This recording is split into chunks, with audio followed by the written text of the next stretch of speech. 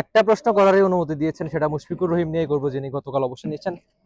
লম্বা সময় আপনি তাকে কাছ থেকে দেখেছেন, আপনার নেতৃত্ব খেলেছেন, তো মুশফিকুর রহিমকে কিভাবে ব্যাখ্যা করবেন? আপনারা হয়তো একটা সময় টিভি স্ক্রিনে তাকে দেখে ভেবেছেন যে তার সঙ্গে খেলবেন, পরে তাকে আপনি নেতৃত্ব দিয়ে খেলিয়েছেন।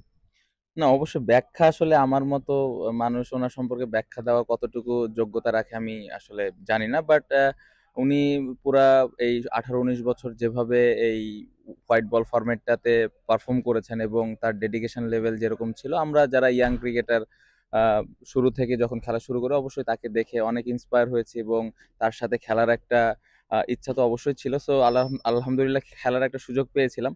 ফার্স্ট এক্সপিরিয়েন্স আমার ছিল ফার্স্ট ক্লাস ক্রিকেটে, আসলে ওনার সাথে খেলার সুযোগ হয়েছিল। সো তখন থেকে একটা পরিচিত। বাট আমার মনে হয় উনি যেভাবে দেশের জন্য কন্ট্রিবিউট করেছেন আউটস্ট্যান্ডিং। আসলে আমার মনে হয় প্রত্যেকটা ইয়াং ক্রিকেটার যারা আপকামিং প্লেয়ার আছেন তার অবশ্যই তার ডেডিকেশন, তার ওয়ার্ক এথিক এই বিষয়গুলো ফলো করবেন এবং আমি আশা করব যে আহ, ওনাকে ফলো করে বাংলাদেশ ক্রিকেটটাকে আগায় নিয়ে যাবেন। সো ওভারঅল খুবই ভালো একটা ক্যারিয়ার ছিল বাংলাদেশ ক্রিকেট ওনার হাত ধরে অনেক দূর এগিয়েছে। আই হোপ যে সামনে যার ওনার জায়গায় যে খেলবেন আরো সামনের দিকে এগিয়ে নিয়ে যাবেন। বাট ওনার জন্য শুভকামনা। সামনের যে সময়টা উনি টেস্ট ক্রিকেটটা যতদিন কন্টিনিউ করবেন আমি আশা করবো যে বাংলাদেশ দলের হয়ে খেলবেন এবং পুরা জার্নিটা আমার সাথে এক্সপিরিয়েন্সটা খুব ভালো ছিল। বিপিএল এ বেশ কয়েকবার একসাথে খেলেছি।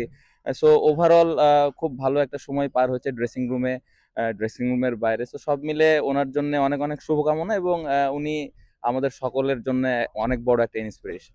For more updates, subscribe to our YouTube channel and click on the bell icon. Follow us on Facebook and Instagram. Download T Sports app to enjoy exciting games and highlights. Visit tsports.com.